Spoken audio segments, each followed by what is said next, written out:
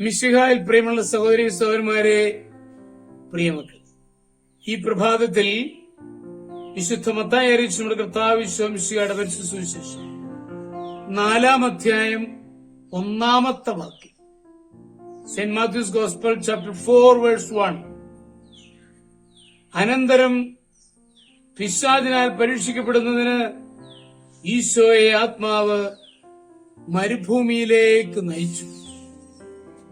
കർത്താവായ ഈശോയ്ക്കും പരീക്ഷകളെ അഭിമുഖീകരിക്കേണ്ടിയിരുന്നു. പക്ഷെ കർത്താവ് പരാജയപ്പെട്ടില്ല. ഈശോ ഉപവാസത്തിനും പ്രാർത്ഥനയ്ക്കുമായി മണലാരണ്യത്തിലേക്ക് പോയപ്പോൾ പരിശുദ്ധാത്മാവിനെ നടത്തിയിട്ടുണ്ടായിരുന്നു. അപ്പോൾ പരീക്ഷകനും സഹചാരിയായി വന്നു. ആത്മാവ് നടത്തുമ്പോൾ പിശാച് പരീക്ഷിക്കുന്നു. കർത്താവിനെ സമീപിക്കുവാൻ ധൈര്യപ്പെട്ട പിശാച് നമ്മെയും പരീക്ഷിക്കുവാൻ ഒരുമ്പെടാതിരിക്കുകയില്ല. ഒരു പരീക്ഷകന്റെ പ്രവർത്തന ഫലമായി നമ്മുടെ ഉള്ളിലുണ്ടാകുന്ന തെറ്റായ ചിന്തകളും പ്രേരണകളുമാണ് പരീക്ഷകൾ എന്ന് നാം ഇപ്പോൾ വായിച്ച ഭാഗം സൂചിപ്പിക്കുകയാണ്.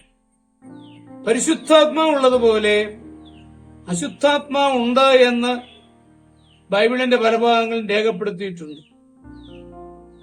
ഹവ്വായെ തെറ്റിക്കുവാനും ജോബിനെ പരീക്ഷിക്കുവാനും പരീക്ഷകൻ വന്നതായി ചിത്രീകരിച്ചിരിക്കുന്നു.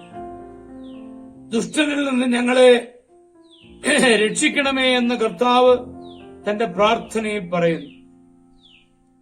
പരീക്ഷകനുണ്ടെന്നാണ് അതിന്റെ നിഗമനം.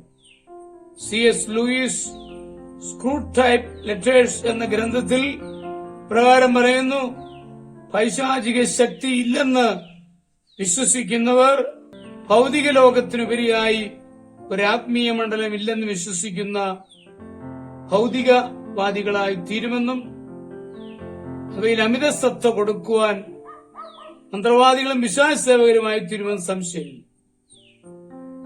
നമ്മെ സഹായിക്കുവാൻ പരിശുദ്ധാത്മാവും വഞ്ചിക്കുവാൻ പിശാചുമുണ്ട്. സഹായിക്കുവാൻ തയ്യാറായി നിൽക്കുന്ന പരിശുദ്ധാത്മാവിന്റെ സഹായം ചോദിച്ചുകൊണ്ട് അവനിൽ ആശ്രയിച്ച് ജീവിച്ചാൽ പരീക്ഷകന്റെ ഗണയിൽ നാം പെടുകയില്ല. ശത്രുപട്ടാളത്തിന്റെ പതിയിരിപ്പും കുറ്റപ്രവർത്തനങ്ങളും മനസ്സിലാക്കി സ്വയം സൂക്ഷിക്കുന്ന പടയാളിയെപ്പോലെ ക്രിസ്ത്യാനി പിശാചിന്റെ ചതിവുകളെ മുൻകൂട്ടി കണ്ട് പരിശുദ്ധാത്മാവിനെ ആശ്രയിച്ച് ജീവിക്കുന്നു.